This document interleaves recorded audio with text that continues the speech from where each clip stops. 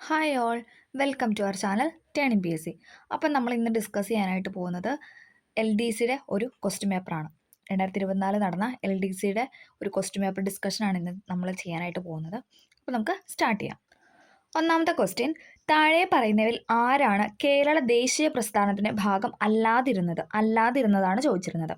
താഴെ പറയുന്നതിൽ ആരാണ് കേരള ദേശീയ പ്രസ്ഥാനത്തിൻ്റെ ഭാഗമല്ലാത്തത്? നമുക്ക് നോക്കാം. എ വി കുട്ടിമാളു അമ്മ, ഡി സുനന്ദാമ്മ, അക്കാമ ചെറിയൻ, ആനി മസ്ക്രീൻ. നമുക്ക് ഇതിൽ 3 പേരെ ഭയങ്കരമായിട്ട് അറിയാം അല്ലേ? എ വി കുട്ടിമാളുവമ്മ, അതോടൊപ്പം അക്കാമ ചെറിയൻ, ആനി മസ്ക്രീൻ. അപ്പം ഇതിൽ പെടാത്ത വ്യക്തി എന്ന് പറയുന്നത് ടി സുനന്ദാമ്മയാണ്. ഓക്കെ, ഓപ്ഷൻ ബി ആണ് ആൻസർ എന്ന് പറയുന്നത്. അടുത്ത ക്വസ്റ്റ്യൻ, വന്ദേമാതരം ഏത് വിഭാഗത്തിലാണ് ഉൾപ്പെടുന്നത്? വന്ദേമാതരം ഏത് വിഭാഗത്തിലാണ് ഉൾപ്പെടുന്നതെന്ന് ചോദിച്ചാൽ ഉറുദു പത്രമാണ്. 2A ആണ്. ഉറുദു പത്രത്തിലാണ് വന്ദേമാതരം ഉൾപ്പെടുന്നത്. അടുത്ത ക്വസ്റ്റ്യൻ, മനുഷ്യന് ചില മൗലിക അവകാശങ്ങൾ ഉണ്ട്, അതിനെ ഹനിക്കാൻ ഒരു ഗവൺമെന്റും അവകാശമില്ല. വേൾഡ് ഹിസ്റ്ററിയുമായി ബന്ധപ്പെട്ട ഒരു വാക്കുകളാണല്ലേ.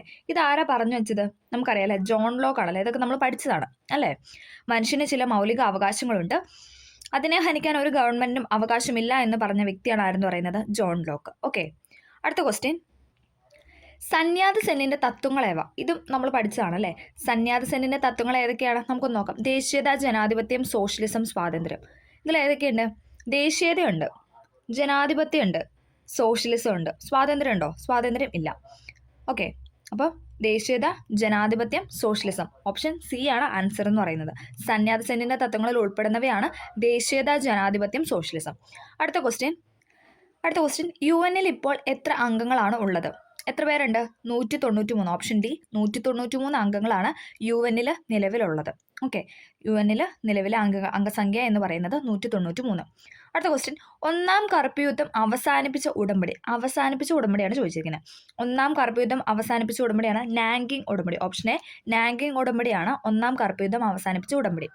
അടുത്ത ക്വസ്റ്റ്യൻ, ഹോഴ്സ് ലാറ്റിറ്റ്യൂഡ് ഇങ്ങനെയും അറിയപ്പെടുന്നു. എങ്ങനെയാണ് അറിയപ്പെടുന്നത്? ഹോഴ്സ് ലാറ്റിറ്റ്യൂഡ് അറിയപ്പെടുന്നതാണ് ഉപോഷ്ണ ഉച്ചമർദ്ദ മേഖല. ഓപ്ഷൻ എ, ഉപോഷ്ണ ഉച്ചമർദ്ദ മേഖല എന്നാണ് ഹോഴ്സ് ലാറ്റിറ്റ്യൂഡ് അറിയപ്പെടുന്നത്. ഹോഴ്സ് ലാറ്റിറ്റ്യൂഡ് അറിയപ്പെടുന്നതാണ് ഉപോഷ്ണ ഉച്ചമർദ്ദ മേഖല. അടുത്ത ക്വസ്റ്റ്യൻ, സൂര്യന് ചുറ്റുമുള്ള ഭൂമിയുടെ ഭ്രമണത്തിൽ സംഭവിക്കുന്ന പെരിഹീലിയൻ എന്നതുകൊണ്ട് മനസ്സിലാക്കുന്നത്. പെരിഹീലിയൻ അപ്ഹീലിയനും പഠിക്കണം കേട്ടോ. സൂര്യന് ചുറ്റുമുള്ള ഭൂമിയുടെ ഭ്രമണത്തിൽ സംഭവിക്കുന്ന പെരിഹീലിയൻ എന്നതുകൊണ്ട് എന്താണ് മനസ്സിലാകുന്നതെന്നാണ് ചോദിച്ചിരിക്കുന്നത്. എന്താണ്? സൂര്യനും ഭൂമിയും അടുത്തടുത്തായി. പെരിഹീലിയൻ എന്ന് പറയുമ്പോൾ എന്താണ്? അടുത്തടുത്താണ് കേട്ടോ. അടുത്തടുത്താണ്. ആരൊക്കെ? സൂര്യനും ഭൂമിയും അടുത്തടുത്തായിട്ടാണ്. Okay, aphelion ആണെന്താണ്? സൂര്യനും ഭൂമി അകലെയാണ് അല്ലേ. അതും ഓപ്ഷൻ തന്നിട്ടുണ്ട്. ഓക്കെ, അപ്പോൾ അത് പഠിച്ചിരിക്കുക. പെരിഹീലിയൻ എന്ന് പറയുമ്പോൾ സൂര്യനും ഭൂമിയും അടുത്തടുത്തായിട്ടാണ് സ്ഥിതി ചെയ്യുന്നത്. അടുത്ത ക്വസ്റ്റ്യൻ, നമ്മുടെ അന്തരീക്ഷ പാളികളിൽ അടങ്ങിയിരിക്കുന്ന ജലാംശമാണ് ഡാഷ്. എന്താണ്? ആർദ്രതയാണ്. ഓപ്ഷൻ ഡി, ആർദ്രത.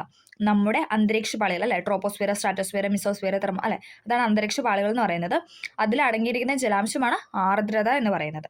അടുത്ത ക്വസ്റ്റ്യൻ, റിമോട്ട് സെൻസിംഗ് സാങ്കേതികവിദ്യയുടെ ആധുനികവൽക്കരണത്തിന് ഇന്ത്യയുടെ സംഭാവന ഏറെ പ്രസക്തമാണ്. ഇന്ത്യയുടെ നാഷണൽ റിമോട്ട് സെൻസിംഗ് സെന്ററിന്റെ ആസ്ഥാനം എവിടെയാണ്? ഓപ്ഷൻ സി, ഹൈദരാബാദാണ്. ഹൈദരാബാദിലാണ് ഇന്ത്യൻ റിമോട്ട് സെന്ററിന്റെ ആസ്ഥാനം എന്ന് പറയുന്നത്. റിമോട്ട് സെൻസിംഗ് സാങ്കേതികവിദ്യയുടെ ആധുനികവൽക്കരണത്തിന് ഇന്ത്യയുടെ സംഭാവന ഏറെ പ്രസക്തമാണ്. ഇന്ത്യയുടെ നാഷണൽ റിമോട്ട് സെൻസിംഗ് സെന്ററിന്റെ ആസ്ഥാനമാണ് ഹൈദരാബാദ്. ഇമ്പോർട്ടൻ്റ് ആണ്, SCRT ഫാക്ട് ആണ്. ഇന്ത്യയുടെ നാഷണൽ റിമോട്ട് സെൻസിംഗ് സെന്ററിന്റെ ആസ്ഥാനമാണ് ഹൈദരാബാദ്. അടുത്ത ക്വസ്റ്റ്യൻ, ഉൾനാടൻ ജലപാതകൾ രാജ്യത്തിന്റെ സാമ്പത്തിക വളർച്ചയെ ത്വരിതപ്പെടുത്തുന്നു. ദേശീയ ജലപാത 4 ഇവയിൽ ഏതൊക്കെ സ്ഥലങ്ങളെയാണ് ബന്ധിപ്പിക്കുന്നത്? സാധാരണ 3 ചോദിക്കാറുള്ളത്, ഇന്ന് മാറ്റിപ്പിടിച്ച് 4 ചോദിച്ചിരിക്കുന്നത്. ഓക്കെ, ദേശീയ ജലപാത 4 ഇവയിൽ ഏതൊക്കെയാണ് ബന്ധിപ്പിക്കുന്നത് എന്നാണ് ചോദിച്ചിരിക്കുന്നത്. ഏതൊക്കെയാണ്? ബ്രാഹ്മണി, മഹാനദി, ഡെൽറ്റയാണ്. Option C, Brahmani, Mahanadi, delta. Okay, Brahmani, Mahanadi, delta. അടുത്ത ക്വസ്റ്റ്യൻ, പരിക്രമണ തലത്തിൽ നിന്നും ഭൂമിയുടെ അക്ഷാംശ കോണീയ അളവാണ് ഡാഷ്. എത്രയാണ്? 66.5 ഡിഗ്രി. ഓപ്ഷൻ ഡി, 66.5 ഡിഗ്രിയാണ് പരിക്രമണ തലത്തിൽ നിന്നും ഭൂമിയുടെ അക്ഷാംശ കോണീയ അളവ്. പരിക്രമണ തലത്തിൽ നിന്നും ഭൂമിയുടെ അക്ഷാംശ കോണീയ അളവാണ് 66.5 ഡിഗ്രി എന്ന് പറയുന്നത്.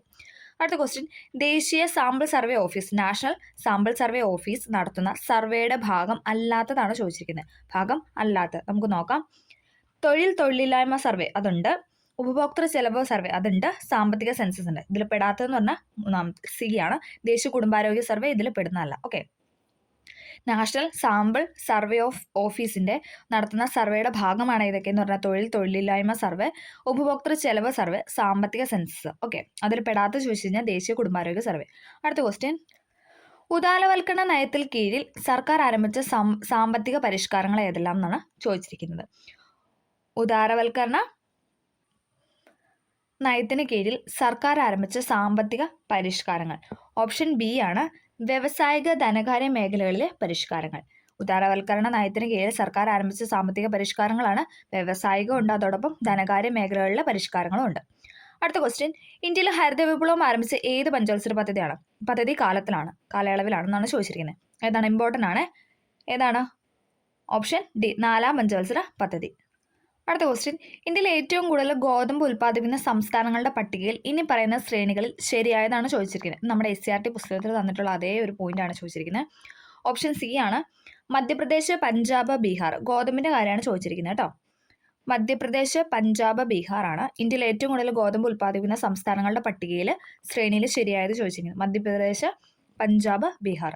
അടുത്ത ക്വസ്റ്റ്യൻ, താഴെ പറയുന്ന നീതി ആയോഗിന്റെ പ്രവർത്തന പരിധിയിൽ വരാത്തതാണ് ചോദിച്ചിരിക്കുന്നത്. ഏതാണ്? ഗ്രാമതലത്തിൽ പദ്ധതികൾ ആവിഷ്കരിക്കുന്നു. അങ്ങനെ ഒരു കാര്യം നീതി ആയോഗിലുണ്ടോ? ഇല്ല അല്ലേ. അപ്പോൾ അത് തന്നെയാണ് ആൻസർ എന്ന് പറഞ്ഞാൽ അല്ലേ. അപ്പോൾ നമുക്ക് പെട്ടെന്ന് അടുത്ത ക്വസ്റ്റിലോട്ട് പോകാം അല്ലേ. കാരണം എന്താണ് BCD വായിക്കേണ്ട ആവശ്യമില്ല. പക്ഷെ നമുക്ക് പറയാം, മത്സരപരവും സഹകരണപരവുമായ ഫെഡറലിസത്തെ പ്രോത്സാഹിപ്പിക്കുന്നു. ശരിയാണ്. പോളിസി ഗൈഡൻസും നിർദ്ദേശങ്ങളും നൽകുന്നു. ശരിയാണ്. പരിപാടികളും സംരംഭങ്ങളും നടപ്പിലാക്കുന്നത് നിരീക്ഷിക്കുകയും വിലയിരുത്തുകയും ചെയ്യുന്നു. അതും ശരിയാണ്. ഈ 3 സ്റ്റേറ്റ്മെന്റ് എന്താണ്? നീതി ആയോഗിന്റെ പ്രവർത്തന പരിധിയിൽ വരുന്നതാണ്. പക്ഷെ ഗ്രാമതലത്തിൽ പദ്ധതികൾ ആവിഷ്കരിക്കുന്നു എന്നൊരു പോയിന്റ് തെറ്റാണ്. ഓക്കെ. മത്സരപരവും സഹകരണപരവുമായ ഫെഡറലിസത്തെ പ്രോത്സാഹിപ്പിക്കുന്നു. പോളിസി ഗൈഡൻസും നിർദ്ദേശങ്ങളും നൽകുന്നു. പരിപാടികളും സംരംഭങ്ങളും നടപ്പിലാക്കുന്നത് നിരീക്ഷിക്കുകയും വിലയിരുത്തുകയും ചെയ്യുന്നു. അടുത്ത ക്വസ്റ്റ്യൻ, ഏത് ഇന്ത്യൻ പൊതുമേഖലാ ബാങ്കാണ് അടുത്തിടെ മറ്റൊന്നായി ലയിച്ച ആസ്തിയുടെ അടിസ്ഥാനത്തിൽ ഇന്ത്യയിലെ 2ാമത്തെ വലിയ ബാങ്ക് ആയത്? ഏതാണ്? ബാങ്ക് ഓഫ് ബറോഡയാണ്. Option D, bank of Baroda. Okay. ഏത് ഇന്ത്യൻ പൊതുമേഖലാ ബാങ്കാണ് അടുത്തിടെ മറ്റൊന്നുമായി ലയിപ്പിച്ച് ആസ്തിയുടെ അടിസ്ഥാനത്തിൽ ഇന്ത്യയിലെ 2ാമത്തെ വലിയ ബാങ്കായി മാറിയെന്ന് വെച്ചാൽ ബാങ്ക് ഓഫ് ബറോഡ. അടുത്ത ക്വസ്റ്റ്യൻ, ഇന്ത്യൻ സർക്കാരിന്റെ മേക്ക് ഇൻ ഇന്ത്യ സംരംഭം ലക്ഷ്യമിടുന്നത് എന്താണെന്നാണ് ചോദിച്ചിരിക്കുന്നത്. എന്താണ്? ഇന്ത്യൻ നിർമ്മാണ മേഖലയിൽ നേരിട്ടുള്ള വിദേശ നിക്ഷേപം പ്രോത്സാഹിപ്പിക്കുക. ഇന്ത്യയിൽ നിർമ്മാണ മേഖലയിൽ നേരിട്ടുള്ള വിദേശ നിക്ഷേപം പ്രോത്സാഹിപ്പിക്കുക. അതാണ് മേക്ക് ഇൻ ഇന്ത്യ സംരംഭം ലക്ഷ്യമിടുന്നത്. അടുത്ത ക്വസ്റ്റ്യൻ, ഒരു രാഷ്ട്രത്തിന്റെ ഭൂപ്രദേശം എന്ന ഘടകത്തിൽ ഉൾപ്പെടാത്തത്. ഒരു രാഷ്ട്രത്തിന്റെ ഭൂപ്രദേശം എന്ന ഘടകത്തിൽ ഉൾപ്പെടാത്തതാണ് ചോദിച്ചിരിക്കുന്നത്. ആ രാജ്യത്തിന്റെ തീരത്തിൽ നിന്നും 12 നോട്ടിക്കൽ മൈലിന് അപ്പുറത്തുള്ള സമുദ്രമേഖല. അപ്പുറമാണ് ചോദിച്ചിരിക്കുന്നത്. ഒന്ന് നോക്കണം. ഇനി ഇപ്പുറം എന്ന് പറഞ്ഞു കഴിഞ്ഞാൽ എന്താണ്? അത് ശരിയാണ് കേട്ടെ. ഓക്കെ. അപ്പുറം എന്ന് പറഞ്ഞാൽ തെറ്റാണ്. ഓക്കെ. ആ രാജ്യത്തിന്റെ തീരത്തിൽ നിന്നും 12 നോട്ടിക്കൽ മൈലിന് അപ്പുറത്തുള്ള സമുദ്രമേഖല എന്താണ്? ഒരു രാഷ്ട്രത്തിന്റെ ഭൂപ്രദേശ പരിധിയിൽ ഉൾപ്പെടില്ല. അപ്പൊ അതാണ് ആൻസർ എന്ന് പറയുന്നത്. നോക്കിക്കേ, ആ രാജ്യത്തിന്റെ കരമേഖല അത് ഉൾപ്പെടും അല്ലെ. അത് ഉൾപ്പെടും. രാജ്യത്തിന്റെ വായുമേഖല അത് ഉൾപ്പെടും. ആ രാജ്യത്തിന്റെ തീരപ്രദേശം അതും ഉൾപ്പെടും. ഓക്കെ. ഒരു രാഷ്ട്രത്തിന്റെ ഭൂപ്രദേശത്തിൽ ഉൾപ്പെടുന്നതാണ് ഇതൊക്കെ തന്നെ. ആ രാജ്യത്തിന്റെ കരമേഖല, ആ രാജ്യത്തിന്റെ വായുമേഖല, ആ രാജ്യത്തിന്റെ തീരപ്രദേശം. ഓക്കെ. അടുത്ത ക്വസ്റ്റ്യൻ, ഒരു രാഷ്ട്രത്തിന്റെ അടിസ്ഥാന ഘടകത്തിൽ ഉൾപ്പെടുത്താൻ ആവാത്തതെന്നാണ് ചോദിച്ചിരിക്കുന്നത്. എന്തൊക്കെയാണ്? നമുക്ക് നോക്കാം. ഭൂപ്രദേശം, ജനാധിപത്യം, ജനങ്ങള്, പരമാധികാരം. അതിലേതാണ്? ജനാധിപത്യം എന്താണ്? രാഷ്ട്രത്തിന് അടിസ്ഥാന ഘടകത്തിൽ ഉൾപ്പെടുന്നവയല്ല. ഭൂപ്രദേശമുണ്ട്, ജനങ്ങളുണ്ട്, പരമാധികാരവും ഉണ്ട്. ഓക്കെ. ഓപ്ഷൻ ബി ആണ് ആൻസർ എന്ന് പറയുന്നത്. ഒരു രാഷ്ട്രത്തിന് അടിസ്ഥാന ഘടകത്തിൽ ഉൾപ്പെടുത്താനാവാത്തതാണ് ജനാധിപത്യം. അടുത്ത ക്വസ്റ്റ്യൻ, താഴെ പറയുന്ന അവകാശങ്ങളിൽ രാഷ്ട്രീയ അവകാശങ്ങൾ എന്ന ഗണത്തിൽ പെടുന്നത് ഏതൊക്കെയെന്നാണ് ചോദിച്ചിരിക്കുന്നത്. താഴെ പറയുന്ന അവകാശങ്ങൾ രാഷ്ട്രീയ അവകാശങ്ങൾ എന്ന ഗണത്തിൽ പെടുത്താവുന്നതാണ് ചോദിച്ചിരിക്കുന്നത്. ഏതാണ്? ഓപ്ഷൻ ഡി ആണ്. 1, 2, 4. ഔദ്യോഗിക സ്ഥാനങ്ങൾ വഹിക്കാനുള്ള അവകാശം ഉണ്ട്. ഗവൺമെന്റിനെ വിമർശിക്കാനുള്ള അവകാശം ഉണ്ട്. സാർവത്രിക പ്രായപൂർത്തി വോട്ടവകാശം. ഇതൊക്കെ എന്താണ്? രാഷ്ട്രീയ അവകാശങ്ങളാണ്. ഇന്ത്യയിൽ ഉടനീളം സഞ്ചരിക്കാനുള്ള അവകാശം അതെന്താണ്? നമ്മുടെ സ്വാതന്ത്ര്യത്തിനെ പറ്റിയുള്ള നമ്മുടെ മൗലിക അവകാശങ്ങളിൽ പെടുന്നതാണ് അല്ലേ. ഇന്ത്യയിൽ ഉടനീളം സഞ്ചരിക്കാനുള്ള അവകാശം അത് വരത്തില്ല. രാഷ്ട്രീയ അവകാശമാണ് ഇവിടെ ചോദിച്ചിരിക്കുന്നത്. അതിന്റെ ആൻസർ എന്ന് പറയുന്നത് ഔദ്യോഗിക സ്ഥാനങ്ങൾ വഹിക്കാനുള്ള അവകാശം, ഗവൺമെന്റിനെ വിമർശിക്കാനുള്ള അവകാശം, സാർവത്രിക പ്രായപൂർത്തി വോട്ടവകാശം. ഓക്കെ. അടുത്ത ക്വസ്റ്റ്യൻ, ഉദ്യോഗസ്ഥ വൃന്ദം ഒരു ഗവൺമെന്റിന്റെ ഏത് വിഭാഗത്തിലാണ് പെടുന്നത്? അല്ലെ. ബ്യൂറോക്രാറ്റ്സ് എന്ന് പറയുന്നത് ഒരു ഗവൺമെന്റിന്റെ ഏത് വിഭാഗത്തിൽ പെടുന്നു എന്ന് ചോദിച്ചാൽ ഏതാണ്? ഓപ്ഷൻ ബി, അവരാണ് കാര്യങ്ങളൊക്കെ നിർവഹിക്കുന്നത് അല്ലെ. കാര്യനിർവഹണ വിഭാഗത്തിലാണ് ഉദ്യോഗസ്ഥ വൃന്ദം പെടുന്നത് അല്ലെ. ഇതൊക്കെ എന്താണ്? നമ്മുടെ SCERT ഫാക്റ്റ് ആണ്. അടുത്ത ക്വസ്റ്റ്യൻ, താഴെ കൊടുത്തിരിക്കുന്ന രാജ്യസഭയുമായി ബന്ധപ്പെട്ട തെറ്റായ വസ്തുതകളാണ് ചോദിച്ചിരിക്കുന്നത്. തെറ്റായതാണ് ചോദിച്ചിരിക്കുന്നത്. നമുക്ക് നോക്കാം. രാജ്യസഭാ സ്പീക്കർ സ്ഥാനം ഉപരാഷ്ട്രപതി വഹിക്കുന്നു അല്ലെ. നമുക്കറിയാം രാജ്യസഭയുടെ നമ്മൾ പറയാറുണ്ട് അതിന്റെ ചെയർമാൻ അല്ലെ ചെയർപേഴ്സൺ എന്നൊക്കെ പറയുന്നത് സ്പീക്കറാണ് അല്ലെ. രാജ്യസഭ സ്പീക്കറാണ്. ഓക്കെ, അടുത്ത പോയിന്റ് നോക്കി. രാജ്യസഭ ഒരു സ്ഥിരം സഭ അല്ല. തെറ്റാണല്ലേ. രാജ്യസഭ എന്ന് പറയുന്ന ഒരു സ്ഥിരം സഭയാണല്ലേ. രാജ്യസഭാ അംഗങ്ങൾ 5 വർഷത്തേക്ക് തിരഞ്ഞെടുക്കുന്നു. അതും തെറ്റാണ്. രാജ്യസഭാ അംഗങ്ങളെ 6 വർഷത്തേക്കാണ് തിരഞ്ഞെടുക്കുന്നത്. രാജ്യസഭ ജനങ്ങളുടെ പ്രതിനിധി സഭയാണ്. തെറ്റ്. സ്റ്റേറ്റിന്റെ കൗൺസിൽ എന്നാണ് രാജ്യസഭ അറിയപ്പെടുന്നത്. അപ്പോൾ അത് 3ഉം തെറ്റാ. രാജ്യസഭ ഒരു സ്ഥിരം സഭയല്ല എന്ന് പറഞ്ഞാൽ തെറ്റാണ്. രാജ്യസഭ അംഗങ്ങൾ 5 വർഷത്തേക്കാണ് തിരഞ്ഞെടുക്കുന്നത് പറഞ്ഞാൽ തെറ്റാണ്. രാജ്യസഭ ജനങ്ങളുടെ പ്രതിനിധി സഭയാണ്, അതും തെറ്റാണ്. രാജ്യസഭ ഒരു സ്ഥിരം സഭയാണ്. രാജ്യസഭയിലെ അംഗങ്ങൾ, രാജ്യസഭയ്ക്ക് ഒരു കാലാവധിയില്ല, പക്ഷെ അംഗങ്ങൾക്ക് എത്ര വർഷമാണ്? 6 വർഷമാണ് കാലാവധി. നമ്മൾ എസ് പഠിച്ചാണല്ലേ. 6 വർഷമാണ് കാലാവധി എന്ന് പറയുന്നത്. അതോടൊപ്പം രാജ്യസഭ എന്ന് പറയുന്നത് സ്റ്റേറ്റ്സിന്റെ കൗൺസിൽ, സംസ്ഥാനങ്ങളുടെ കൗൺസിൽ എന്നാണ് അറിയപ്പെടുന്നത്. ജനങ്ങളുടെ പ്രതിനിധി സഭ എന്ന് പറയുന്നത് എന്താണ്? ലോക്സഭയാണ്. ഓക്കെ, ലോക്സഭയാണ് ജനങ്ങളുടെ പ്രതിനിധി സഭ എന്നറിയപ്പെടുന്നത്. അപ്പോൾ ഇവിടെ തെറ്റായ വസ്തുതകളാണ് ചോദിച്ചിരിക്കുന്നത്. ഓപ്ഷൻ സി ആണ് തെറ്റെന്ന് പറയുന്നത്. 2, 3, 4 ഇവിടെ തെറ്റാണ്. ഓക്കെ, രാജ്യസഭ സ്പീക്കർ സ്ഥാനം ഉപരാഷ്ട്രപതിയാണ് വഹിക്കുന്നത്, അത് ശരിയാണ്. ഓക്കെ, അടുത്ത question. Shri V Muraleedharan M P കേന്ദ്ര ഗവൺമെന്റിൽ ഏത് വിഭാഗത്തിൽപ്പെടുന്ന മന്ത്രിസ്ഥാനമാണ് കൈകാര്യം ചെയ്യുന്നത്? Shri V Muraleedharan M P കേന്ദ്ര ഗവൺമെന്റിൽ ഏത് വിഭാഗത്തിൽപ്പെടുന്ന മന്ത്രിസ്ഥാനമാണ് കൈകാര്യം ചെയ്യുന്നതെന്ന് വെച്ചാൽ ഏതാണ്? ഓപ്ഷൻ ബി സഹമന്ത്രിയാണ് കേട്ടോ. വി മുരളീധരൻ സഹമന്ത്രിയാണ്. അടുത്ത ക്വസ്റ്റ്യൻ. സുപ്രീം കോടതിയുമായി ബന്ധപ്പെട്ട് താഴെ കൊടുത്തിരിക്കുന്ന പ്രസ്താവനയിൽ ശരിയായതാണ് ചോദിച്ചിരിക്കുന്നത്. നമുക്ക് നോക്കാം. ജസ്റ്റിസ് ഹരിലാൽ ജെ കെനിയ ആയിരുന്നു സുപ്രീം കോടതിയുടെ ആദ്യത്തെ ചീഫ് ജസ്റ്റിസ് അല്ലേ. നമ്മൾ പറയാറുണ്ട് HJ കെനിയ എന്നൊക്കെ പറയാറുണ്ട് അല്ലേ. ഹരിലാൽ ജെ കെനിയ ആയിരുന്നു സുപ്രീം കോടതിയുടെ ആദ്യത്തെ ചീഫ് ജസ്റ്റിസ്, അത് ശരിയാണ്. അടുത്ത പോയിന്റ്. സുപ്രീം കോടതി ഇപ്പോഴത്തെ ചീഫ് ജസ്റ്റിസ് AJ ദേശായി ആണ്, അത് തെറ്റാണല്ലേ. ആ സമയത്ത് കേരളത്തിലെ ചീഫ് ജസ്റ്റിസ് ആയിരുന്നു അല്ലെ, ഹൈക്കോടതി ചീഫ് ജസ്റ്റിസ് ആയിരുന്നു ആരുടെ? AJ ദേശായി. അതും ഇപ്പൊ മാറിയിട്ടുണ്ട്. അപ്പോൾ ഇപ്പോഴത്തെ കേരളത്തിലെ ചീഫ് ജസ്റ്റിസ് ആരാണെന്ന് കമന്റ് ചെയ്യുക കേട്ടോ. ഹൈക്കോടതി ചീഫ് ജസ്റ്റിസ് ആരാണെന്ന് കമന്റ് ചെയ്യുക. അപ്പോൾ അത് തെറ്റ്, ഇവിടെ കൊടുത്തിരിക്കുന്നത് തെറ്റാണ്. ഇതിലെ ഏറ്റവും ഉയർന്ന അപ്പീൽ കോടതിയാണ് ഇതെന്ന് പറയുന്നത്, അതും തെറ്റാണ്. അത് ശരിയാണ്. ഇന്ത്യയിലെ ഏറ്റവും ഉയർന്ന അപ്പീൽ കോടതിയാണ് എന്ന് പറഞ്ഞാൽ സുപ്രീം കോടതി കേട്ടോ. ഇന്ത്യയിലെ ഏറ്റവും ഉയർന്ന അപ്പീൽ കോടതിയാണ് സുപ്രീം കോടതി. ജില്ലാ കോടതികളുടെയും കീഴ്ക്കോടതികളുടെയും മേൽനോട്ടം വഹിക്കുന്ന സുപ്രീം കോടതിയാണ്, അത് തെറ്റാണല്ലേ. ജില്ലാ കോടതികളുടെ അതൊക്കെയാണോ? അല്ല, ഹൈക്കോടതികളുടെയൊക്കെയാണല്ലേ മേൽനോട്ടം വഹിക്കുന്നത്, അപ്പോൾ അത് തെറ്റാണ്. അപ്പോൾ ഇവിടെ ശരിയായതാണ് ചോദിച്ചിരിക്കുന്നത്. 1, 3 മാത്രമാണ് ശരി. ഓപ്ഷൻ സി ആണ് ശരി എന്ന് പറയുന്നത്. ഓക്കെ, HJ കെനിയ ആയിരുന്നു സുപ്രീം കോടതിയുടെ ആദ്യത്തെ ചീഫ് ജസ്റ്റിസ്. ഇന്ത്യയിലെ ഏറ്റവും ഉയർന്ന അപ്പീൽ കോടതിയാണ് ഇതെന്ന് പറയുന്നത് സുപ്രീം കോടതി എന്ന് പറയുന്നത്. അത് രണ്ടുമാണ് ഇവിടെ സ്റ്റേറ്റ് ആയിട്ടുള്ള കൊടുത്തിരിക്കുന്നത്. ഇല്ല, സുപ്രീം കോടതി ഇപ്പം നിലവിലെ സുപ്രീം കോടതി ചീഫ് ജസ്റ്റിസ് ആരാണ്? ജസ്റ്റിസ് സഞ്ജീവ് ഖന്നയാണ് അല്ലേ. ജസ്റ്റിസ് സഞ്ജയ് ഖന്നയാണ് ഇതെന്ന് പറയുന്നത് നിലവിലെ സുപ്രീം കോടതിയുടെ ചീഫ് ജസ്റ്റിസ് എന്ന് പറയുന്നത്. ഓക്കെ, കേരളത്തിലെ ഇപ്പം നിലവിലെ ചീഫ് ജസ്റ്റിസ് ആരാണെന്ന് കമന്റ് ചെയ്യുക. ഓക്കെ, അടുത്ത ക്വസ്റ്റ്യൻ. ഈ സഞ്ജീവനി പദ്ധതി ഇന്ത്യയിൽ ആദ്യമായി നടപ്പിലാക്കിയത് ഏത് സ്റ്റേറ്റിലാണെന്നാണ് ചോദിച്ചിരിക്കുന്നത്. ഈ സഞ്ജീവനി പദ്ധതി ഇന്ത്യയിൽ ആദ്യമായി നടപ്പിലാക്കിയത് ഏത് സ്റ്റേറ്റിലാണ്? കേരളമാണ് കേട്ടോ. Option B Kerala. അടുത്ത ക്വസ്റ്റ്യൻ. താഴെ പറയുന്നതിൽ ഏത് പദ്ധതിയിലൂടെയാണ് പട്ടികവർഗക്കാരായ അമ്മമാർക്കും കുട്ടികൾക്കും പോഷകാഹാരക്കുറവ് പരിഹരിക്കുന്നതിനായി പ്രതിമാസ ധനസഹായം ലഭിക്കുന്നത്? താഴെ പറയുന്നവയിൽ ഏത് പദ്ധതിയിലൂടെയാണ് പട്ടികവർഗക്കാരായ അമ്മമാർക്കും കുട്ടികൾക്കും പോഷകാഹാരക്കുറവ് പരിഹരിക്കുന്നതിനായി പ്രതിമാസ ധനസഹായം ലഭിക്കുന്നതെന്നാണ് ചോദിച്ചിരിക്കുന്നത്. നമുക്ക് ഈ പേരിൽ തന്നെ കണക്ട് ചെയ്യാം അല്ലെ. അയ്യങ്കാളി പദ്ധതി, നിർഭയ പദ്ധതി, സ്വാസ്ഥ്യം പദ്ധതി, ജനനി ജന്മരക്ഷ. പേര് വെച്ചിട്ട് വേണേൽ നമുക്ക് കണക്ട് ചെയ്തത്. ജനനി ജന്മരക്ഷയാണ് ആൻസർ എന്ന് പറയുന്നത്. ഏത് പദ്ധതിയിലൂടെയാണ് പട്ടികവർഗക്കാരായ അമ്മമാർക്കും കുട്ടികൾക്കും പോഷകാഹാരക്കുറവ് പരിഹരിക്കുന്നതിനായി പ്രതിമാസ ധനസഹായം ലഭിക്കുന്നത് എന്ന് ചോദിച്ചാൽ ജനനി ജന്മരക്ഷയാണ്. ഓപ്ഷൻ ഡി ജനനി ജന്മരക്ഷ. അടുത്ത ക്വസ്റ്റ്യൻ. കല്ലേൻ പൊക്കുടൻ പരിസ്ഥിതി സംരക്ഷണത്തിനായി ഏത് മേഖലയിലാണ് പ്രമുഖ സാന്നിധ്യം ആയിരുന്നതെന്നാണ് ചോദിച്ചിരിക്കുന്നത്. ഏതാണ്? കണ്ടൽക്കാടുകളുടെ സംരക്ഷണം അല്ലെ. ഓപ്ഷൻ ബി കണ്ടൽക്കാടുകളുടെ സംരക്ഷണം. ഇത് നമ്മുടെ SRT ടെക്സ്റ്റിൽ ആദ്യം അദ്ദേഹത്തിനെ പറ്റിയൊരു പാരഗ്രാഫായിട്ട് കൊടുത്തിട്ടുണ്ട്, അതിൽ തന്നെ പറയുന്നുണ്ട്. ഓക്കെ, കല്ലേൻ പൊക്കുടൻ പരിസ്ഥിതി സംരക്ഷണത്തിനായി ഏത് മേഖലയിലാണ് പ്രമുഖൻ എന്ന് ചോദിച്ചു കഴിഞ്ഞാൽ ഏതാണ്? കണ്ടൽക്കാടുകളുടെ പ്രവർത്തനം. അടുത്ത ക്വസ്റ്റ്യൻ. ഇപ്പോഴത്തെ സംസ്ഥാന ദുരന്ത നിവാരണ അതോറിറ്റി അധ്യക്ഷൻ ആരാണ്? ഓപ്ഷൻ ഡി ശ്രീ പിണറായി വിജയനാണ് കേട്ടോ. സംസ്ഥാന ദുരന്ത നിവാരണ അതോറിറ്റി അധ്യക്ഷനാണ് ശ്രീ പിണറായി വിജയൻ. അടുത്ത ക്വസ്റ്റ്യൻ. തെളിനീരൊഴുകും നവകേരള പദ്ധതി ലക്ഷ്യമിടുന്നത്? തെളിനീരൊഴുകും നവകേരളം പദ്ധതി ലക്ഷ്യമിടുന്നതാണ് അടുത്ത ക്വസ്റ്റ്യൻ. ഓപ്ഷൻ ബി ആണ്. സംസ്ഥാനത്തെ മുഴുവൻ ജലാശയങ്ങളെയും മാലിന്യമുക്തമാക്കലാണ് തെളിനീരൊഴുകും നവകേരളം പദ്ധതി ലക്ഷ്യമിടുന്നത്. സംസ്ഥാനത്തെ മുഴുവൻ ജലാശയങ്ങളെയും മാലിന്യമുക്തമാക്കാൻ. ഓക്കെ, അടുത്ത ക്വസ്റ്റ്യൻ. ഒന്നായി മുന്നേറാം എന്ന വാക്യം ഏത് ഉദ്യമത്തിന്റെ ലോഗോയോടൊപ്പം ആണ് കാണുന്നത്? ഒന്നായി മുന്നേറാം എന്ന വാക്യം ഏത് ഉദ്യമത്തിന്റെ ലോഗോയോടൊപ്പമാണ് കാണുന്നതെന്ന് ചോദിച്ചാൽ കുടുംബശ്രീയാണ്. Option A കുടുംബശ്രീയാണ്. അടുത്ത ക്വസ്റ്റ്യൻ. മസ്തിഷ്കത്തിൽ ഡോപ്പമിൻ എന്ന നാഡീയ പ്രേക്ഷകത്തിന് ഉൽപാദനം കുറയുന്നത് മൂലം ശരീരത്തിന് വിറയൽ, പേശികളുടെ ക്രമരഹിതമായ ചലനം, ശരീര തുലനനില നഷ്ടമാകുക എന്നീ അവസ്ഥകൾ കാണപ്പെടുന്നു. ഇത് ഏത് രോഗത്തിന്റെ ലക്ഷണമാണെന്നാണ് ചോദിച്ചിരിക്കുന്നത്. ഓപ്ഷൻ ബി പാർക്കിൻസൺസ് ആണ്. ഓക്കെ, മസ്തിഷ്കത്തിൽ ഡോപ്പമിൻ എന്ന നാഡീയ പ്രേക്ഷകത്തിന് ഉൽപാദനം കുറയുന്നത് മൂലം ശരീരത്തിന് വിറയൽ, പേശികളുടെ ക്രമരഹിതമായ ചലനം, ശരീര തുലനനില നഷ്ടമാകുക എന്നീ അവസ്ഥകൾ കാണപ്പെടുന്നു. ഇത് ഏത് രോഗത്തിന്റെ ലക്ഷണങ്ങളാണെന്ന് ചോദിച്ചാൽ പാർക്കിൻസൺസ് ആണ്.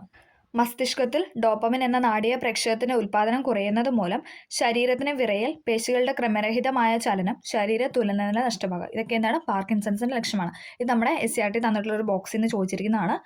അതും SCRT ഫാക്റ്റാണ്. അടുത്ത ക്വസ്റ്റ്യൻ, താഴെ പറയുന്നതിൽ തൊഴിൽജന്യ രോഗം അല്ലാത്തതാണ് ചോദിച്ചിരിക്കുന്നത്. താഴെ തന്നിരിക്കുന്ന തൊഴിൽജന്യ രോഗം അല്ലാത്തത് ഏതാണ് നോക്കിക്കേ. സിലിക്കോസിസ് ഉണ്ട്, സോറിയാസിസ് ഉണ്ട്, ന്യൂമോണോകോണിയോസിസ് ഉണ്ട്, ആസ്ബറ്റോസിസ് ഉണ്ട്. ഏതാണ്? സോറിയാസിസ് ആണ് അല്ലേ. ഓപ്ഷൻ ബി ആണ് തൊഴിൽജന്യ രോഗം അല്ലാത്തത്. സിലിക്കോസിസ്, ന്യൂമോണോകോണിയോസിസ്, ആസ്ബറ്റോസിസ് ഇതൊക്കെ എന്താണ്? തൊഴിൽജന്യ രോഗങ്ങളിൽ പെടുന്നവയാണ്.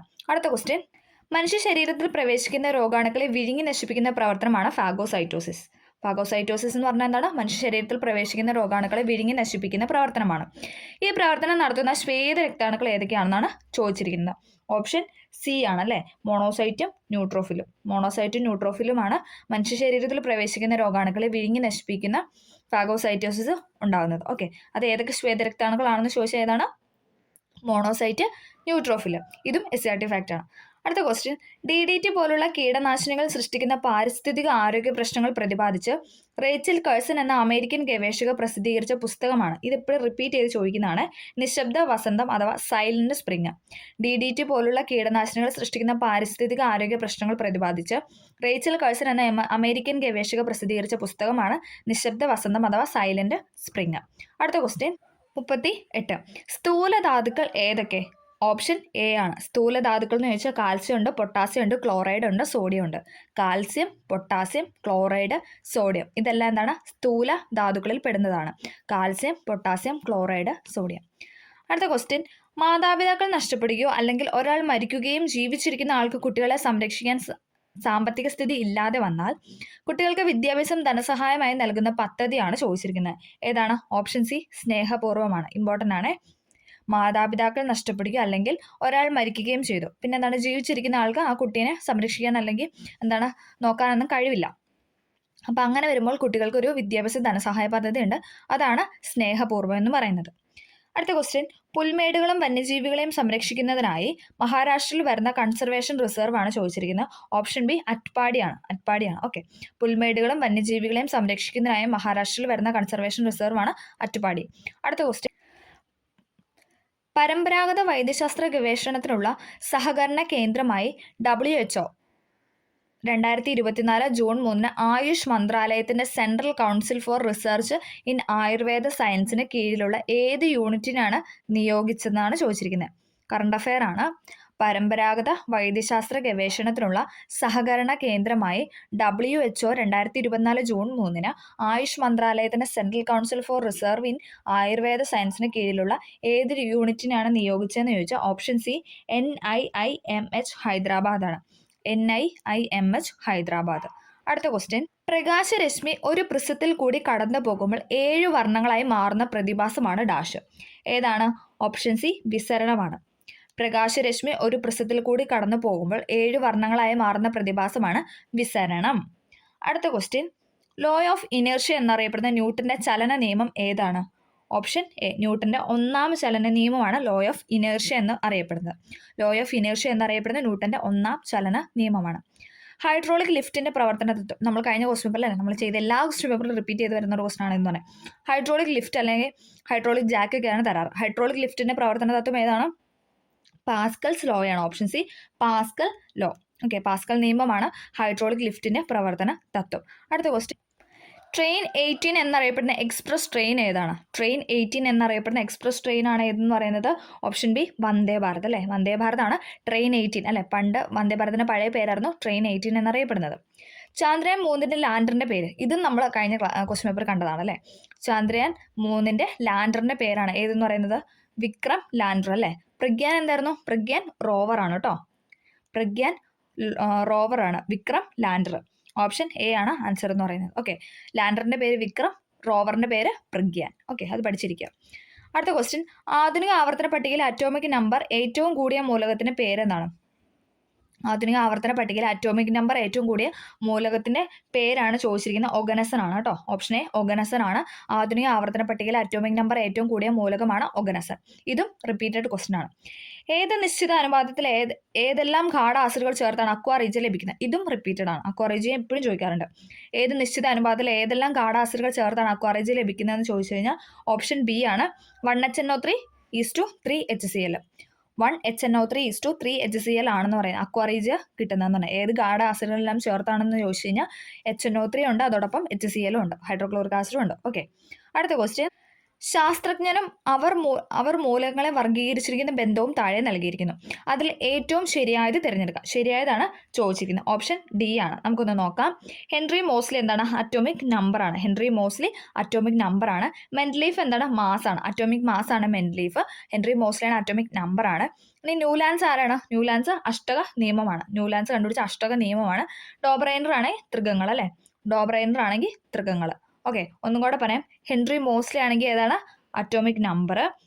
മെൻഡലീഫ് ആണെങ്കിൽ അറ്റോമിക് മാസ്. ഇനി ഏതാണ്? ന്യൂലാൻസ് ആണെങ്കിൽ അഷ്ടക നിയമം. ഡോബ്രൈനർ ആണെങ്കിൽ തൃകങ്ങൾ. Okay, Henry Moseley atomic number, Mendeleev atomic mass, Newlands ആണെങ്കിൽ അഷ്ടക നിയമം, ഡോബ്രൈനർ ആണെങ്കിൽ തൃകങ്ങൾ. ഓക്കെ, അടുത്ത ക്വസ്റ്റ്യൻ, ഏറ്റവും കാഠിന്യമുള്ള ലോഹം ഇതിലേതാണെന്നാണ് ചോദിച്ചിരിക്കുന്നത്. ഓസ്മിയം, മെർക്കുറി, ക്രോമിയം, ഇറിഡിയം ആണ് ഇവിടെ കൊടുത്തിരിക്കുന്നത്. ഏതാണ് ഏറ്റവും കാഠിന്യമുള്ള ലോഹം? ഇതിലേതാണെന്ന് ചോദിച്ചു കഴിഞ്ഞാൽ ഓപ്ഷൻ സി ക്രോമിയം ആണ് കേട്ടോ. ഓപ്ഷൻ സി ക്രോമിയം ആണ് ഏറ്റവും കാഠിന്യമുള്ള ലോഹം എന്ന് പറയുന്നത്. ഓസ്മിയം, മെർക്കുറി, ക്രോമിയം ഇറിഡിയം കൊടുത്തിട്ടുണ്ട്. അതിൽ ഏറ്റവും കാഠിന്യമുള്ള ലോഹമാണ് ഏതെന്നാണ്? ക്രോമിയം എന്ന് പറയുന്നത്. അടുത്ത ഇവിടെ കുറച്ച് ഗ്രാഫാണല്ലോ കൊടുത്തിരിക്കുന്നത്. നമുക്ക് നോക്കാം. താഴെ നൽകിയിരിക്കുന്ന ഗ്രാഫുകളിൽ ഏതാണ് ബോയിൽ നിയമം അനുസരിക്കാത്തതെന്നാണ് ചോദിച്ചിരിക്കുന്നത്. ഓപ്ഷൻ ഡി ആണ് ആൻസർ എന്ന് പറയുന്നത്. Okay, option D. അടുത്ത പോയിന്റ്, താഴെ തന്നിരിക്കുന്നതിൽ എസ്.കെ. പൊറ്റക്കാടിൻ്റെ രചനകൾ മാത്രം ഉൾപ്പെട്ടത് ഏതാണ്? എസ്.കെ. പൊറ്റക്കാടിൻ്റെ രചനകളിൽ ഉൾപ്പെട്ടതാണ് ഇവിടെ ചോദിച്ചിരിക്കുന്നത്. ഏതാണ്? ഓപ്ഷൻ എ ആണ്. വിഷകന്യക, ചന്ദ്രകാന്തം, ബാലിദ്വീപ്, എൻ്റെ വഴിയമ്പലങ്ങൾ. ഇതൊക്കെ ആരുടെയാണ്? എസ്.കെ. പൊറ്റക്കാടിൻ്റെ രചനകളിൽ പെടുന്നതാണ്. വിഷകന്യക, ചന്ദ്രകാന്തം, ബാലിദ്വീപ്, എൻ്റെ വഴിയമ്പലങ്ങൾ. വിഷകന്യക, ചന്ദ്രകാന്തം, ബാലിദ്വീപ്, എൻ്റെ വഴിയമ്പലങ്ങൾ. ഇതെല്ലാം എന്താണ്? എസ്.കെ. പൊറ്റക്കാടിൻ്റെ കൃതികളിൽ പെടുന്നതാണ്. അടുത്ത ക്വസ്റ്റ്യൻ, ഋഷ്യശൃംഖനും അലക്സാണ്ടറും എന്ന നാടകം രചിച്ചത്. ഋഷ്യശൃംഖനും അലക്സാണ്ടറും എന്ന നാടകം രചിച്ചത് ഓപ്ഷൻ സി ആണ്. വൈലോപ്പിള്ളി ശ്രീധര മേനോൻ. ഋഷ്യശൃംഖനും അലക്സാണ്ടറും എന്ന നാടകം രചിച്ചത് വൈലോപ്പിള്ളി ശ്രീധര മേനോൻ. ഋഷ്യശൃംഖനും അലക്സാണ്ടറും എന്ന നാടകം രചിച്ചത് വൈലോപ്പിള്ളി ശ്രീധര മേനോൻ. ഓക്കെ, ടോക്കിയോ ഒളിമ്പിക്സിൽ നീരജ് ചോപ്ര ജാവലിൻ ത്രോ മത്സരത്തിൽ സുവർണ നേട്ടം കൈവരിക്കുവാൻ താണ്ടിയ ദൂരമാണ് ചോദിച്ചിരിക്കുന്നത്. ഏതാണ്? 87.58. 87.58 മീറ്റർ ആണ് ടോക്കിയോ ഒളിമ്പിക്സിൽ നീരജ് ചോപ്ര ജാവലിൻ ത്രോ മത്സരത്തിൽ സുവർണ നേട്ടം കൈവരിക്കാൻ താണ്ടിയ ദൂരം എന്ന് പറയുന്നത്. 87.58. ഇത് സ്റ്റേറ്റ്മെന്റ് ആയിട്ടൊക്കെ കണ്ടിട്ടുണ്ടാവും. ഈ മീറ്റർ, ഈ ഒരു കണക്ക് എപ്പോഴും പഠിച്ചിരിക്കുക. 87.58. ഓക്കെ, അടുത്ത ക്വസ്റ്റ്യൻ, ഗബ്രിയൽ ഗാർസിയ മാർക്കോസിന്റെ മരണാനന്തരം പ്രസിദ്ധീകരിച്ച അദ്ദേഹത്തിന്റെ നോവലാണ് ചോദിച്ചിരിക്കുന്നത്. ഓപ്ഷൻ ബി ആണ് അൺടിൽ ഓഗസ്റ്റ്. അത് ഇമ്പോർട്ടൻ്റ് ആണ്. ഗബ്രിയൽ ഗാർസിയ മാർക്കേസിന്റെ മരണാനന്തരം പ്രസിദ്ധീകരിച്ച അദ്ദേഹത്തിന്റെ നോവലാണ് അൺടിൽ ഓഗസ്റ്റ്. മരണാനന്തരമാണ് പ്രസിദ്ധീകരിച്ചത്, അതുകൊണ്ട് തന്നെ അത് ഇമ്പോർട്ടൻ്റ് ആണ്. Until August. ഗബ്രിയൽ ഗാർസിയ മാർക്കേസിന്റെ മരണാനന്തരം പ്രസിദ്ധീകരിച്ച അദ്ദേഹത്തിന്റെ നോവലാണ് അൺടിൽ ഓഗസ്റ്റ്. അടുത്ത ക്വസ്റ്റ്യൻ, അന്താരാഷ്ട്ര ഫീച്ചർ സിനിമ വിഭാഗത്തിൽ 2024 ഓസ്കാർ പുരസ്കാരം ലഭിച്ച സിനിമ ഏതാണെന്നാണ് ചോദിച്ചിരിക്കുന്നത്. ഏതാണ്? The zone of interest. Okay, the zone of interest ആണ് അന്താരാഷ്ട്ര ഫീച്ചർ സിനിമ വിഭാഗത്തിൽ. ഫീച്ചർ സിനിമയാണ്. അന്താരാഷ്ട്ര ഫീച്ചർ സിനിമ വിഭാഗത്തിൽ 2024 ഓസ്കാർ പുരസ്കാരം ലഭിച്ച സിനിമയാണ് the zone of interest. Okay, നന്മകൾ കേട്ടത് കണ്ടത് ചൊല്ലാൻ നാക്കിന് കഴിയട്ടെ, തിന്മകൾ കണ്ടാൽ കൊത്തിക്കീറാൻ കൊക്കിന് കഴിയട്ടെ. ഇത് ആരുടെ വരികളാണെന്നാണ് ചോദിച്ചിരിക്കുന്നത്. ആരാണ്? ഓപ്ഷൻ എ അയ്യപ്പ പണിക്കരാണ്. നന്മകൾ കേട്ടത് കണ്ടത് ചൊല്ലാൻ നാക്കിന് കഴിയട്ടെ, തിന്മകൾ കണ്ടാൽ കൊത്തിക്കീറാൻ കൊക്കിന് കഴിയട്ടെ. ഈ വരികൾ രചിച്ച കവിയാണ് അയ്യപ്പ പണിക്കർ. ഓക്കെ, അടുത്ത ക്വസ്റ്റ്യൻ, രചയിതാക്കളും രചനകളെയും ചേരുംപടി ചേർക്കാനാണ് പറഞ്ഞിരിക്കുന്നത്. ഓപ്ഷൻ എ ആണ് ഉത്തരം എന്ന് പറയുന്നത്. നമുക്ക് നോക്കാം. രാമപുരത്ത് വാര്യരാണ് കുചേലവൃത്തം. രാമപുരത്ത് വാര്യരുടെയാണ് കുചേലവൃത്തം എന്ന് പറയുന്നത്. കുഞ്ചൻ നമ്പ്യാരുടെയാണ് ഘോഷയാത്ര. അത് ഫേമസ് ആയിട്ടുള്ളൊരു കൃതിയാണ് അല്ലേ. കുഞ്ചൻ നമ്പ്യാരുടെയാണ് ഘോഷയാത്ര. അടുത്തത് സുഭാഷ് ചന്ദ്രൻ്റെയാണ് പറുദീസ നഷ്ടം എന്ന് പറയുന്നത്. സുഭാഷ് ചന്ദ്രൻ്റെയാണ് പറുദീസ നഷ്ടം. കാളിദാസൻ്റെയാണ് ഋതു സംഹാരം. ഓപ്ഷൻ എ എന്ന് പറയുന്നത്. ഓക്കെ, അപ്പോൾ നോക്കിക്കേ, രാമപുരത്ത് വാര്യരുടെ കുചേലവൃത്തം, കുഞ്ചൻ നമ്പ്യാരുടെ ഘോഷയാത്ര, സുഭാഷ് ചന്ദ്രന്റെ പറുദീസ നഷ്ടം, കാളിദാസന്റെ ഋതുസംഹാരം. ഒന്നും കൂടെ പറയാം. രാമപുരത്ത് വാര്യരുടെയാണ് കുചേലവൃത്തം, കുഞ്ചൻ നമ്പ്യാരുടെ ഘോഷയാത്ര, സുഭാഷ് ചന്ദ്രന്റെ പറുദീസ നഷ്ടം, കാളിദാസന്റെ ഋതുസംഹാരം. ഓക്കെ, അത് നമുക്ക് ഇനിയും ചോദിക്കാം അല്ലെ, കൃതി തന്നിട്ട് ചോദിക്കാം. അതുകൊണ്ട് ഇത് പഠിച്ചിരിക്കുക. രാമപുരത്ത് വാര്യരുടെ കുചേലവൃത്തം, കുഞ്ചൻ നമ്പ്യാരുടെ ഘോഷയാത്ര, സുഭാഷ് ചന്ദ്രന്റെ പറുദീസ നഷ്ടം, കാളിദാസന്റെ ഋതുസംഹാരം. അടുത്ത ക്വസ്റ്റ്യൻ, ഒരു നെറ്റ്വർക്ക് ഹബിന്റെ കാര്യത്തിൽ ശരിയായ പ്രസ്താവന അല്ലെങ്കിൽ പ്രസ്താവനകൾ ഏതാണെന്നാണ്. ശരിയായതാണ് ചോദിച്ചിരിക്കുന്നത്. നമുക്ക് നോക്കാം. ഒരു പ്രൈവറ്റ് നെറ്റ്വർക്കിലെ വിവിധ കമ്പ്യൂട്ടറുകളെ തമ്മിൽ ബന്ധിപ്പിക്കാൻ ഉപയോഗിക്കുന്നതാണ് എന്തെന്ന് പറയുന്നത് ഒരു നെറ്റ്വർക്ക് ഹബ്ബ് എന്ന് പറയുന്നത്. ഹബിന്റെ കാര്യമാണ് ഇവിടെ പറഞ്ഞിരിക്കുന്നത്. ഒരു പ്രൈവറ്റ് നെറ്റ്വർക്കിലെ വിവിധ കമ്പ്യൂട്ടറുകൾ, പ്രൈവറ്റ് ആയിട്ടുള്ള നെറ്റ്വർക്കിലെ പല കമ്പ്യൂട്ടറുകളെ തമ്മിൽ ബന്ധിപ്പിക്കാനാണ് നമ്മൾ ഹബ്ബ് യൂസ് ചെയ്യുന്നത്. അത് ശരിയാണ് കേട്ടോ. ഇതിൽ ഈ ഒരു സ്റ്റേറ്റ്മെന്റ് മാത്രമേ ശരിയുള്ളൂ. ഓപ്ഷൻ സി ആണ് ആൻസർ എന്ന് പറയുന്നത്. ബാക്കി രണ്ടും തെറ്റാണ്. ഓക്കെ, ഒരു പ്രൈവറ്റ് നെറ്റ്വർക്കിലെ വിവിധ കമ്പ്യൂട്ടറുകളെ തമ്മിൽ ബന്ധിപ്പിക്കാൻ ഹബ്ബ് ഉപയോഗിക്കുന്നു. ഒരു പ്രൈവറ്റ് നെറ്റ്വർക്കിലെ വിവിധ കമ്പ്യൂട്ടറുകളെ തമ്മിൽ ബന്ധിക്കാൻ ഹബ്ബ് ഉപയോഗിക്കുന്നു. അടുത്ത ക്വസ്റ്റ്യൻ, സ്പ്രെഡ്ഷീറ്റ് സോഫ്റ്റ്വെയർ സങ്കീർണമായ കണക്കുകൂട്ടലുകൾ നടത്തുന്നതിനുള്ള ഒരു എളുപ്പമാർഗ്ഗമാണ് ഡാഷ് എന്ന് പറയുന്നത്. ഏതാണ്? ഫങ്ഷൻസ് ആണ്. Option B functions.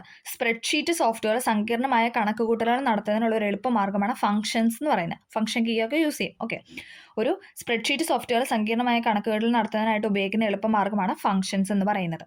Option B. അടുത്ത ക്വസ്റ്റ്യൻ, ഒരു വയർലെസ് റൂട്ടറിന്റെ പരിധി വിപുലീകരിക്കാൻ താഴെ പറയുന്ന ഏത് ഉപകരണമാണ് സഹായിക്കുക? ഏതാണ്? വയർലെസ് റിപ്പീറ്റർ ആണ് കേട്ടോ. Option A wireless repeater. ഒരു വയർലെസ് റൂട്ടറിന്റെ പരിധി വിപുലീകരിക്കാൻ താഴെ പറയുന്ന ഏത് ഉപകരണമാണ് സഹായിക്കുന്നതെന്ന് ചോദിച്ചാൽ വയർലെസ് റിപ്പീറ്റർ ആണ്. 61ാമത്തെ ഉത്തരം എന്ന് പറയുന്നത് എ ആണ്. ഓക്കെ, ഒരു വയർലെസ് റൂട്ടറിന്റെ പരിധി വിപുലീകരിക്കാൻ ഉപയോഗിക്കുന്ന ഉപകരണമാണ് വയർലെസ് റിപ്പീറ്റർ. ഒരു പോയിന്റിംഗ് ഇൻപുട്ട് ഡിവൈസിന് ഉദാഹരണം ഏതാണെന്നാണ് ചോദിച്ചിരിക്കുന്നത്. ഏതാണ്? മൗസ് ആണ്. പോയിന്റ് ചെയ്യാൻ വേണ്ടിയിട്ട് നമ്മൾ മൗസ് അല്ലേ യൂസ് ചെയ്യുന്നത്. അത് വെച്ചിട്ട് കണക്ട് ചെയ്യുക. ഒരു പോയിന്റിംഗ് ഇൻപുട്ട് ഡിവൈസിന് ഉദാഹരണമാണ് മൗസ് എന്ന് പറയുന്നത്. ഇന്ത്യയിൽ ഏറ്റവും കൂടുതൽ ഉപയോഗിക്കുന്ന വെബ് ബ്രൗസർ ഏതാണെന്നാണ് അടുത്ത ക്വസ്റ്റ്യൻ. ഏതാണ്? ഗൂഗിൾ ക്രോം ആണ് കേട്ടോ. ക്രോം ആണ്, ഗൂഗിളിന്റെ ക്രോം ആണ് ഇന്ത്യയിൽ ഏറ്റവും കൂടുതൽ ഉപയോഗിക്കുന്ന web browser.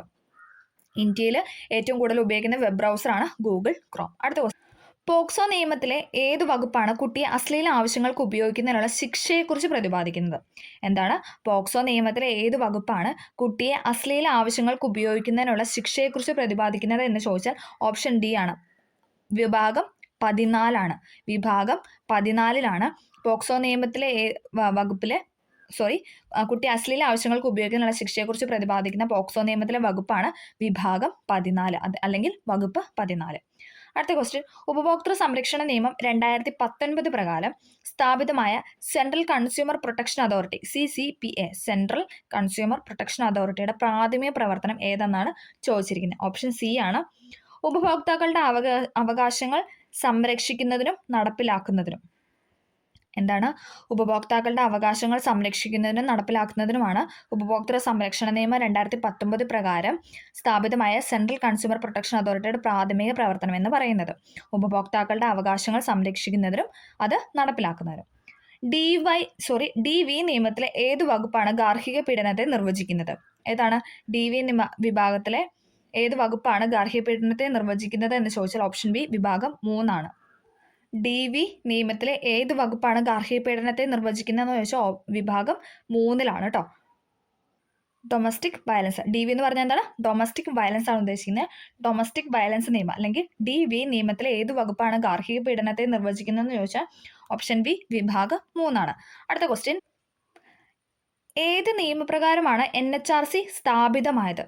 National human right commission. NHRC എന്ന് പറഞ്ഞാൽ ദേശീയ മനുഷ്യാവകാശ കമ്മീഷൻ അഥവാ നാഷണൽ ഹ്യൂമൻ റൈറ്റ് കമ്മീഷൻ. ഏത് നിയമപ്രകാരമാണ് NHRC സ്ഥാപിച്ചത് എന്നാണ് ചോദിച്ചത്. ഇവിടെ എല്ലാ വർഷം കറക്റ്റ് ആണല്ലോ. എല്ലാ 1993 തന്നെയാണ് തന്നിരിക്കുന്നത്. പക്ഷേ ഏതാണ്? മനുഷ്യാവകാശ സംരക്ഷണ നിയമം 1993. മനുഷ്യാവകാശ സംരക്ഷണ നിയമം 1993. മനുഷ്യാവകാശ സംരക്ഷണ നിയമം 1993 പ്രകാരമാണ് ദേശീയ മനുഷ്യാവകാശ നിയമം സ്ഥാപിതമായത് അല്ലെങ്കിൽ നാഷണൽ ഹ്യൂമൻ റൈറ്റ് കമ്മീഷൻ സ്ഥാപിതമായതെന്ന് പറയാം. ഓപ്ഷൻ എ ആണ് ആൻസർ എന്ന് പറയുന്നത്. അടുത്തത്, നിർദ്ദിഷ്ട സമയപരിധിക്കുള്ളിൽ ഒരു അപേക്ഷ സ്വീകരിക്കാൻ വിസമ്മതിച്ചതിന് അല്ലെങ്കിൽ വിവരങ്ങൾ നൽകാത്തതിന് ഒരു പബ്ലിക് ഇൻഫർമേഷൻ ഓഫീസർക്ക് ഇൻഫർമേഷൻ കമ്മീഷന് ചുമത്താവുന്ന പരമാവധി ശിക്ഷയാണ് ചോദിച്ചിരിക്കുന്നത്. മാക്സിമം ശിക്ഷയുടെ കാര്യമാണ് ഇവിടെ ചോദിച്ചിരിക്കുന്നത്. നോക്കിക്കേ എത്രയാണെന്ന്. 250 രൂപ മുതൽ 25,000 രൂപ വരെയാണ് പിഴ എന്ന് പറയുന്നത്. മിനിമം തുക 250. ഇനി മാക്സിമം എന്ന് പറഞ്ഞാൽ എത്രയാണ്? 25,000. അപ്പോൾ ഉത്തരം എന്ന് പറയുന്നത് ഏതാണ്? ഓപ്ഷൻ ബി ആണ്. ഓക്കെ. നിർദ്ദിഷ്ട സമയപരിധിക്കുള്ളിൽ ഒരു അപേക്ഷ സ്വീകരിക്കാൻ വിസമ്മതിച്ചതിന് അല്ലെങ്കിൽ വിവരങ്ങൾ നൽകാത്തതിന് ഒരു പബ്ലിക് ഇൻഫർമേഷൻ ഓഫീസർ അല്ലെങ്കിൽ PIO ഇൻഫർമേഷൻ കമ്മീഷണർ ചുമത്താവുന്ന പരമാവധി ശിക്ഷ എത്ര രൂപയാണെന്ന് ചോദിച്ചാൽ 25,000. അടുത്ത ക്വസ്റ്റ്യൻ. വിവരാവകാശ നിയമപ്രകാരം മുഖ്യ വിവരാവകാശ കമ്മീഷണർ അല്ലെങ്കിൽ ഇൻഫർമേഷൻ കമ്മീഷണർമാർ എന്നിവരുടെ പരമാവധി കാലാവധിയാണ് ചോദിച്ചിരിക്കുന്നത്. എത്ര വർഷമാണ്? 5 വർഷം അല്ലെങ്കിൽ 65 വയസ്സ് വരെ. ഏതാണ് ആദ്യം? അത് ഓപ്ഷൻ ബി ആണ് ആൻസർ എന്ന് പറഞ്ഞത്. 5 വർഷം അല്ലെങ്കിൽ 65 വയസ്സ് വരെ. വിവരാവകാശ നിയമപ്രകാരം മുഖ്യ വിവരാവകാശ കമ്മീഷണർ അല്ലെങ്കിൽ വിവരാവകാശ കമ്മീഷണർമാർ എന്നിവരുടെ പരമാവധി കാലാവധിയാണ് 5 വർഷം അല്ലെങ്കിൽ 65 വയസ്സ് വരെ. Option B. അടുത്ത ക്വസ്റ്റ്യൻ. ഒരു പരാതിയുടെ അന്വേഷണ സമയത്ത് വിവരാവകാശ കമ്മീഷന് എന്ത് അധികാരമാണ് ഉള്ളതെന്നാണ് ചോദിച്ചിരിക്കുന്നത്. നമുക്ക് നോക്കാം. വ്യക്തികളെ വിളിച്ചു വരുത്തി ഹാജരാക്കാൻ നിർബന്ധിക്കുകയും സത്യപ്രതിജ്ഞയിൽ വാക്കാലുള്ളതോ രേഖാമൂലമോ ആയ തെളിവുകൾ നൽകാൻ അവരെ നിർബന്ധിക്കുകയും ചെയ്യുക. അത് ശരിയാണ്. വ്യക്തികളെ വിളിച്ചു വരുത്തി ഹാജരാക്കാൻ നിർബന്ധിക്കുകയും സത്യപ്രതിജ്ഞയിൽ വാക്കാലുള്ളതോ രേഖാമൂലമോ ആയ തെളിവുകൾ നൽകാൻ അവരെ നിർബന്ധിക്കുകയും ചെയ്യുക. ബി. രേഖകളുടെ കണ്ടെത്തലും പരിശോധനയും ആവശ്യമാണ്. അതും ശരിയാണ്. ഏതെങ്കിലും കോടതിയിൽ നിന്നോ ഓഫീസിൽ നിന്നോ ഏതെങ്കിലും പൊതുരേഖയോ അതിൻ്റെ പകർപ്പുകളോ ആവശ്യപ്പെടുക. ഏതെങ്കിലും കോടതിയിൽ നിന്നോ ഓഫീസിൽ നിന്നോ ഏതെങ്കിലും പൊതുരേഖയോ അതിൻ്റെ പകർപ്പുകളോ ആവശ്യപ്പെടുക. ഇതെല്ലാം എന്താണ്? ഒരു പരാതിയുടെ അന്വേഷണ സമയത്ത് വിവരാവകാശ കമ്മീഷന് ഉള്ള അധികാരത്തിൽ പെടുന്നവയാണ്. ഓപ്ഷൻ ഡി മുകളിൽ പറഞ്ഞവയെല്ലാം എന്നതാണ് ശരിയെന്ന് പറയുന്നത്. വ്യക്തികളെ വിളിച്ചു വരുത്തി ഹാജരാക്കാൻ നിർബന്ധിക്കുകയും സത്യപ്രതിജ്ഞയിൽ വാക്കാലുള്ളതോ രേഖാമൂലമായ തെളിവുകൾ നൽകാൻ അവരെ നിർബന്ധിക്കുകയും ചെയ്യുക. ബി. രേഖകളുടെ കണ്ടെത്തലും പരിശോധനയും ആവശ്യമാണ്. ഏതെങ്കിലും കോടതിയിൽ നിന്നോ ഓഫീസിൽ നിന്നോ ഏതെങ്കിലും പൊതുരേഖയോ അതിൻ്റെ പകർപ്പുകളോ ആവശ്യപ്പെടുക. ഇതെല്ലാം എന്താണ്? ഒരു പരാതി അന്വേഷണ സമയത്ത് വിവരാവകാശ കമ്മീഷനുള്ള അധികാരത്തിൽ പെടുന്നവയാണ്. ഓക്കെ. അപ്പോൾ നമ്മളിന്ന് 70 ക്വസ്റ്റ്യൻസ് ആണ് ഡിസ്കസ് ചെയ്തത്. എല്ലാവർക്കും വീഡിയോ ഹെൽപ്ഫുൾ ആയെന്ന് വിചാരിക്കുന്നു. ഹെൽപ്ഫുൾ ആയെങ്കിൽ ഒന്ന് ലൈക്ക് ചെയ്ത് സബ്സ്ക്രൈബ് ചെയ്യുക. അപ്പോൾ ഓക്കെ, താങ്ക് യു.